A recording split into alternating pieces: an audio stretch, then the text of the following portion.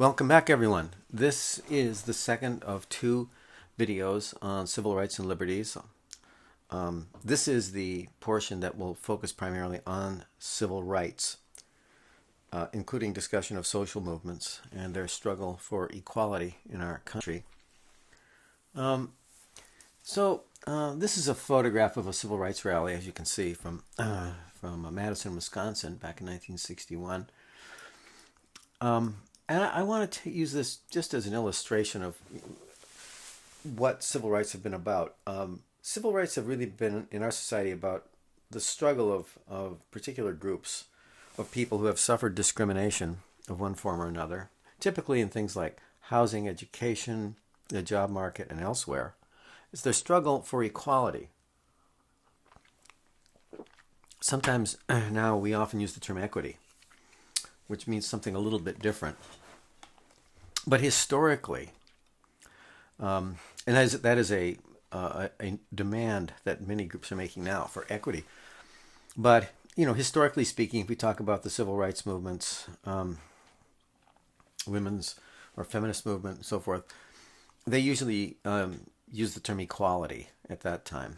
And because what in many cases they were struggling for was simply those same legal rights that everybody else had, which would enable them to pursue more now a different set of demands that pertain to equity, where we really seek to try to even the scales. And that's a bit beyond where I'm going with this particular presentation, but let's talk about what the logic is of these civil rights movements throughout history. The logic of it is that as individuals, of course, we all know that we have certain liberties that we've talked about, but the logic of civil rights is that we're members of groups. And those groups are not equal. They do not have equal resources. White people as a group, not all individuals, but white people, on average, have more wealth and higher income, for example. Men have historically, again, not every single man, but men as a group have had greater power in our society, control over other resources as well. So that we're talking about the standing of various groups in our culture.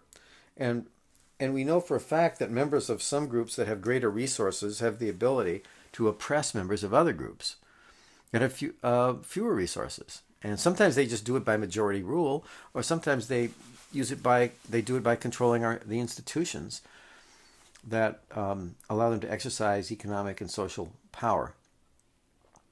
So what happens with civil rights struggles is members of the oppressed group seek various forms of government assistance, usually.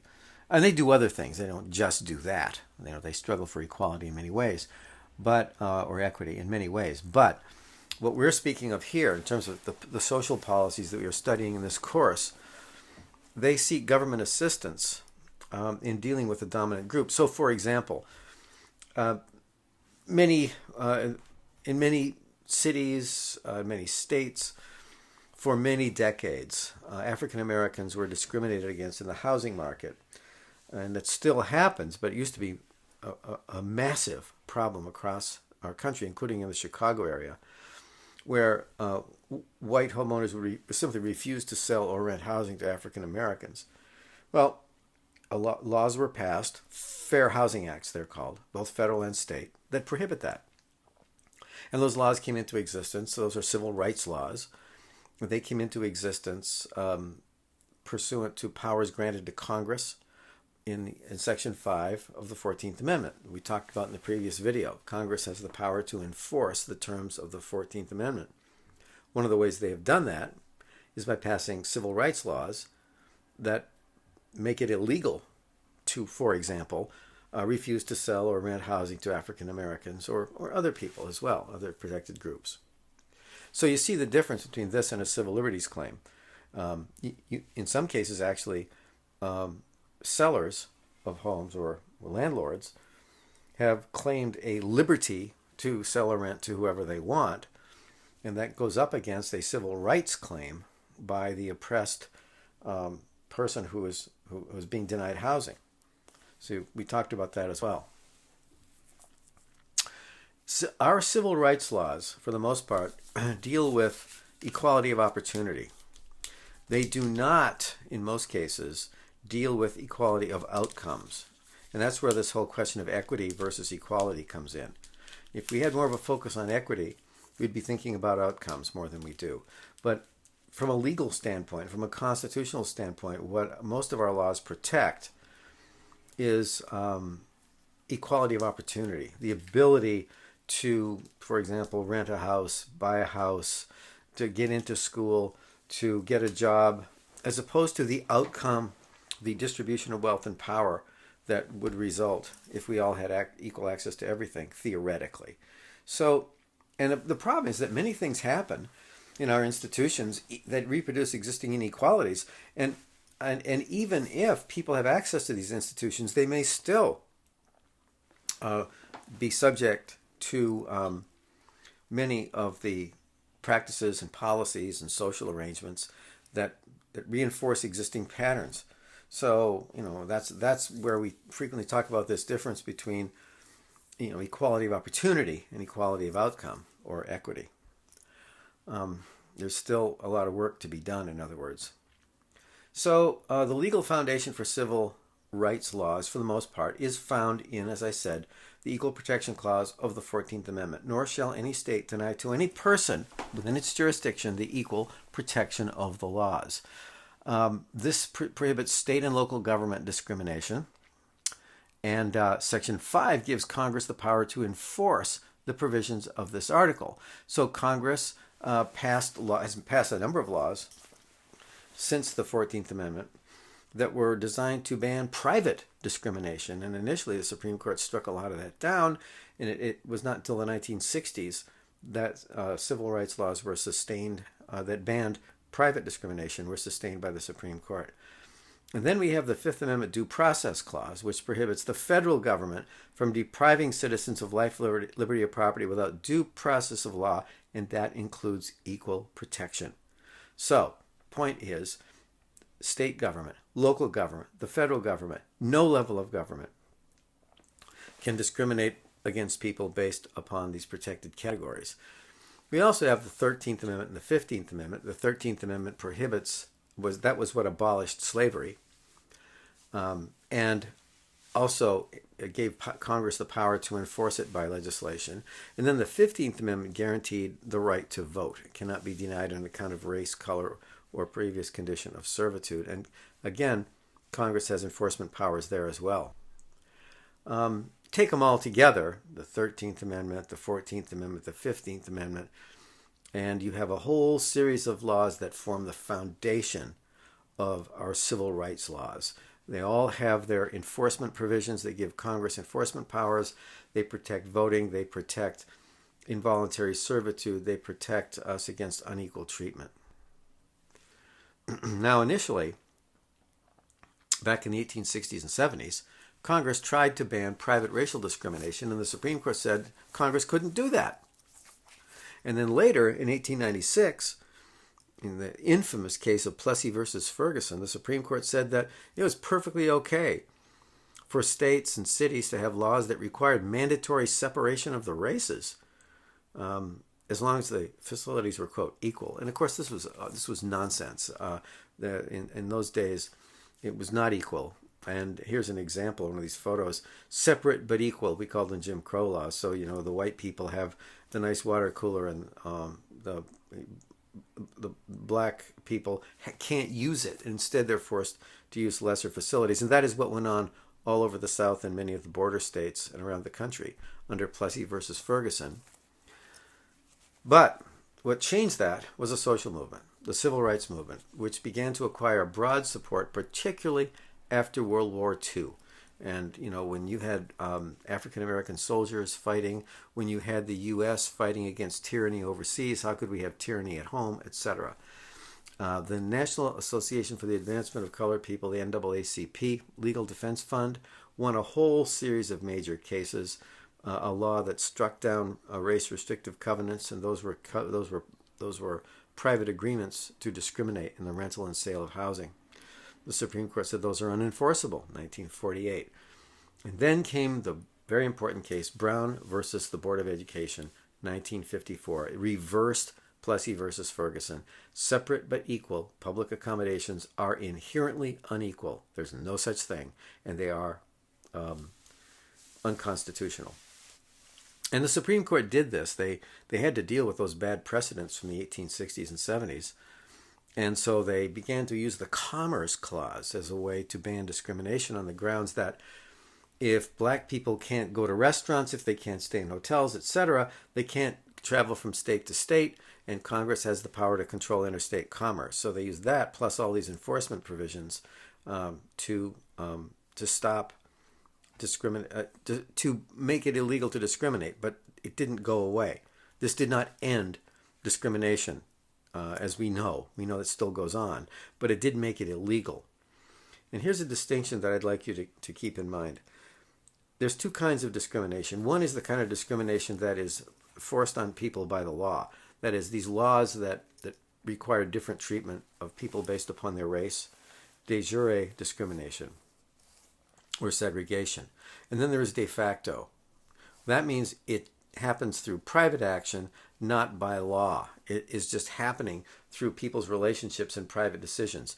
This is harder for Congress to prevent. I mean, we know that cities and states are not allowed to discriminate based upon race, for example. We know that. But it's really, and it's not hard to catch governments if they do it. But it is often hard to stop all the individual acts of racial and other forms of discrimination that happen in our society at the lowest level, at the individual level. A lot of that flies below the radar of our legal system, unfortunately. And unless people complain and pursue their complaints before the federal and state governments, they may not even be litigated. Now, understand something. Even though the Brown case came down in 1954, it wasn't immediately implemented. It wasn't until the 1960s that it really started to get implemented. And this is because of massive resistance on the part of Southern governors and local officials. The infamous governor of Arkansas, Orville Faubus, ordered the National Guard to stop African American students from going into the schools, which they had a legal right to do. And the Supreme Court had already ordered it. And so President Eisenhower said, okay, we won't have that. We're gonna, and he sent the 101st Airborne Division into Little Rock, Arkansas, to make sure that the African American students were allowed into the schools and nobody would stand in their way. Now, these are disturbing pictures, and I'm sorry if this disturbs you, but I feel it's necessary to give some glimpse into the past here. On the left, you see a flyer for a Ku Klux Klan rally that was to be held in Milwaukee, Wisconsin in 1924. I put this in here in part because, over here on the right, you see Jackson, Mississippi, 1963. Students trying to integrate a lunch counter being attacked by mobs of other young people. And we know these things happen in Mississippi. They happen in the South, in Alabama and Georgia and so forth. But this one on the left, I think it's just important to understand. This is Milwaukee, Wisconsin. Klan rally in Milwaukee, Wisconsin. I was born in a small town in rural Maine. And believe it or not, at about the same time in the 1920s, of course, I was not alive then, but my grandmother, my grandparents saw this. There were actually Ku Klux Klan marches in Maine. We're talking, states like Wisconsin and Maine that are almost in Canada. I mean, far northern parts of the U.S. So it isn't just the South. It was never just the South. This was a national problem, and I think you understand that. But I just think it's important to keep all this in mind.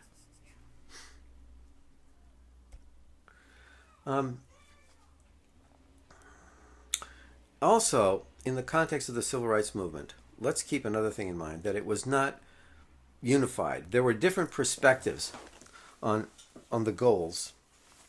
On the left, you see Martin Luther King Jr., the great civil rights leader. And on the right, standing next to him, is a man who was at that time known as Stokely Carmichael, but later his name became Kwame Ture. And these were two leaders of different wings of the civil rights movement. Martin Luther King believed in organizing people on behalf of integrating institutions, opening up the institutions of our society to African Americans, breaking down the barriers of segregation. But Kwame Ture, or Stokely Carmichael, believed in black nationalism.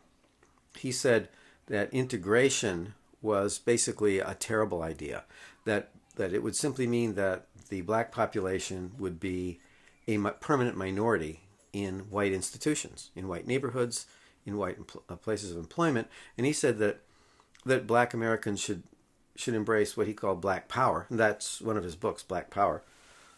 And black people should create their own institutions, as opposed to try to break the doors down into predominantly white institutions. So he was a black nationalist. And there was, at that time, they were leaders of two different wings of the civil rights movement. And that often happens with social movements, that there are differences of opinion about strategy within the movement. King's efforts involved, in part, massive marches. The March on Washington for Jobs and Freedom, 1963. All these things led to major speeches, such as Martin Luther King Jr.'s I Have a Dream speech, which is an extremely moving speech that really highlighted the historic mistreatment of African Americans by the white majority in this country.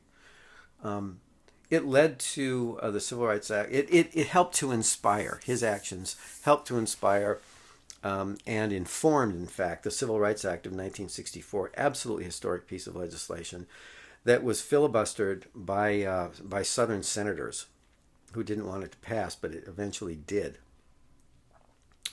Within the country, there was an emerging change in social attitudes, and fewer people believed in enforced segregation and overt discrimination. I know you look around the society now and you see right-wingers on the march and overt racists here and there. And it is a terrible thing to see that, but understand it was much more prevalent. This type of overt racism was very prevalent in the 1950s and 60s. And it wasn't until the 60s that social attitudes began to change a bit. And the Supreme Court, the Warren Court, was much more receptive to these claims, these civil rights claims. And so when Congress began to pass these laws that banned private discrimination in restaurants and hotels, etc., the Supreme Court upheld them. So let's talk a bit about the evolution of civil rights and what this revolution was all about. Now understand, when I say the civil rights movement, I'm speaking initially of the movement led by African American civil rights leaders like Martin Luther King and Malcolm X and Kwame Ture or Stokely Carmichael and many other people. It was an African American movement, but the principles that were established, the legal principles, the statutes that were passed, and so many of the victories that were run in terms of public opinion, all that was soon taken up by other groups, such as women, and who began to use many of the same arguments in court and elsewhere, in the media. And then we saw this spreading to other types of discrimination and anti-discrimination laws, and for example, against old people, against the disabled, and other forms of religious discrimination, retaliation claims, that is where someone makes an initial claim, and maybe they win or maybe they don't win, but then their boss retaliates against them to get even with them for making the claim. It's called a retaliation claim. There can be, the interesting thing is, if you look at it today, there are more claims based on multiple other factors than there are in race alone. And so like 32% of the EEOC claims are based on race, but there's also the same number based on disability and even a little bit more based on sex. And then there are the age claims. And many of them the person alleges multiple grounds, like an African American woman might have both a claim based on race and a claim based on sex discrimination as well, for example. And so that's why it doesn't add up to 100. And then there could be disability claims as well. And so now, as we've talked about, there are many state and local laws that offer protection against sexual orientation discrimination. And in the case of Obergefell versus Hodges, the Supreme Court protected the right to same-sex marriage, to preventing discrimination against same-sex couples in state laws about marriage. And so this is the evolution of the civil rights movement. It turned from protections against racial discrimination to protections against many other forms of discrimination that we now see going through the same government agency, the Equal Employment Opportunity Commission. Now, this is a this is a cartoon that I think highlights the issues pretty sharply. That if you look at the bottom, this is a race. This is addressing the question of perpetual or continuing inequality. Even though we have laws that are designed to prevent discrimination, we still have inequality. And now look, let's say you're white. That's the bottom. What do you get? Free land from the Native American population. Jump ahead 2 spaces. Free labor from the enslaved population. Take another turn. You see how easy it is for white people, because they have these advantages of having appropriated the land of the Native Americans and the free labor of the enslaved population. But what if you're black? Well, you start off losing 100 turns because of slavery, Jim Crow laws, lynchings, denial of voting rights, the Klan, you get it, segregation, biased courts and police officers, etc. Right? You see the different path. And the point is, you see the white person at the end saying, what is it? Are you just slow? I mean, how come you haven't achieved the American dream yet? And it highlights the different paths that we all have based upon what group we belong to. That, again, is the logic of civil rights claims. Now, what do we do now? What do we do today?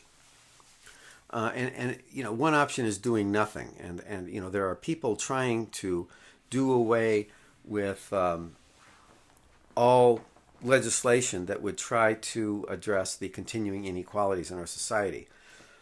And I think you will see many of these claims brought to the Supreme Court over the next few years. And you can do nothing. You can also outlaw certain forms of discrimination, as we do today. And then you can move a step further and take what is called affirmative action, to do things to try to reduce inequalities other than just equality of opportunity. Affirmative action steps that go beyond that to try to address the inequalities. Now, some people use the term, well, they mean you. You must mean racial quotas. No, quotas are numbers. Quotas are unconstitutional, but we do have laws, many laws, including educational laws, that take race, ethnicity, and other sorts of group characteristics into consideration in, for example, college admissions. They can be taken into account in hiring and other things. Not quotas based on a single characteristic, but where one's sex, race, age, etc. can be taken into account in certain ways and given some weight in making some of these decisions in order to reduce the existing inequalities. I will just emphasize once again, remember we talked about different levels of scrutiny earlier. Well, that applies to civil rights as well as liberties. When the government distinguishes and treats us differently based upon race, religion, or national origin, strict scrutiny. The rational basis test is for everything else except gender and marital status. That's mid-level scrutiny. Now, the arenas within which we see civil rights claims being made are basically employment, where we have hiring and firing, pay, benefits, leave, harassment and retaliation, housing, and the sale and rental of housing, voting rights, very important, covered by the 15th Amendment, public education, and then often access to public and private buildings, especially for people with disabilities. Let's talk for a bit now about women's rights and the feminist movement. The some of the early victories, I guess probably the most important early victory of the feminist movement was the 19th Amendment in 1920, which gave women the right to vote. We call that suffrage, which means the right to vote. And it says the right of citizens in the U.S. to vote shall not be denied or abridged by the United States or by any state on account of sex. And again, it gives Congress the power to enforce. Okay, that's the 19th Amendment that was ratified. But then there have been several attempts to introduce something more, which is called the Equal Rights Amendment, which has similar language. It would have said if it had ever passed. It's passed a number of states, it's passed Congress, but it's never been fully ratified. Equality of rights under the law shall not be denied or abridged by the United States or by any state on account of sex. So it tracks the 19th Amendment a bit. But guess what? This has never become law. It came very close to passing. It has been reintroduced numerous times. And if it were passed, then women would have full equality of rights under the law in this country. But understand, as things stand right now, this has not passed. And so many people believe that in order for women to have full equality in our society, it does need to pass. I can assure you it will continue to be introduced in session after session. We'll just have to see if it is ever ratified. Let's talk a little bit now about just a couple of more slides here about gender discrimination. I think all of us know, but let me just state it, that if you take if you look at all the people who are doing certain jobs, say lawyer or physician or teacher, you will find that in almost all occupations, if you look at what men are getting paid and you look at what women are getting paid, on the whole, men get paid more than women. As a group. That doesn't mean every single individual, but as a group on average. Hence the cartoon, 3/4 of a penny for your thoughts. In other words, the women making 3/4 of what men make. Gender gap in wages. Yeah, and that's a fact. Now, why is that? Well, clearly there are many aspects to this. And, it is in many occupations in my own career before I became a university professor. I was a practicing attorney for many years. Well, there's terrible discrimination in the legal profession against women. And so there are lots and lots of women lawyers. There are actually more women in law school than there are men in law school now, every year. But if you look at the top levels of law firms across the country, it's mostly men. How do we account for that? Well, complex patterns of discrimination is certainly one big part of it. And as I said earlier, this type of de jure discrimination, this is hard for the law to attack. It is hard for Congress and the states to draft laws that really make it possible to eradicate this.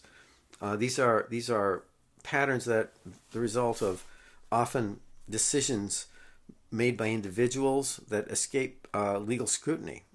And we keep looking for ways to try to address this type of discrimination and do away with it. But it is difficult and costly to file such lawsuits. And unfortunately, these patterns persist in many walks of life in our society. So that's what civil rights statutes are all about, is to try to eradicate them. We keep trying to make them better, to make them more precise, but unfortunately some people still find ways to evade them. However, let's think about one more thing, which is state laws. Even though we don't have a federal equal rights amendment, we have 20 states that do. We have 20 states that constitutionally prohibit discrimination based on sex. And many also prohibit in their state constitution discrimination based on other factors such as physical handicap, sexual orientation, religion, race, etc. And here's an example in our last slide. The Illinois Constitution, sections 18 and 19 of the Illinois Constitution of 1970. Well, we have a Bill of Rights right there. Section 18 says of the Illinois Bill of Rights, no discrimination on the basis of sex. The equal protection of the laws shall not be denied or abridged on account of sex by the state or its units of local government and school districts. So there you have it. Illinois has an Equal Rights Amendment or an Equal Rights Statute built into its Constitution. It also has in Section 19 a prohibition on discrimination against people with disabilities, or as it uses the term handicaps, which is a term we used to use, but we usually use the term disabilities now. All persons with a physical or mental handicap shall be free from discrimination in the sale or rental of property, and shall be free from discrimination unrelated to ability in the hiring and promotion practices of any employer. So people with disabilities are protected against discrimination in the sale or rental of housing, and they are also protected against employment discrimination as long as it is not related to ability. You can, if people because of a disability can't do certain things that are required of a job, that's different. But if they're able to perform the duties of the job, they can't be discriminated against because of physical or mental disabilities. So that concludes our section on civil rights. So we've now covered civil liberties and civil rights, and I hope you understand the differences, and I hope you understand that these are both areas of the law are growing. They are growing in developing areas, and the goal of this type of social policy, these types of policies, is to expand equality and equity for all of us. And those of us who believe, as I do, that we need to do that we need to expand our civil rights and liberties of all our citizens, so that we can all enjoy everything there is about living in this country equally and with equity and fairness. Those of us who believe that like to think that we are headed, hopefully, in a positive direction. But this all depends upon continued effort by the social movements that struggle to make these changes happen. And a lot of it depends on them. It depends on their actions. And it also depends a lot on the state and federal legislatures and on the courts, where many of these claims have been initially asserted is in the courts. And so, as we say, to be continued, not this video, this is the end of the video, but the struggle for equality and equity in our society continues. And that concludes our presentation.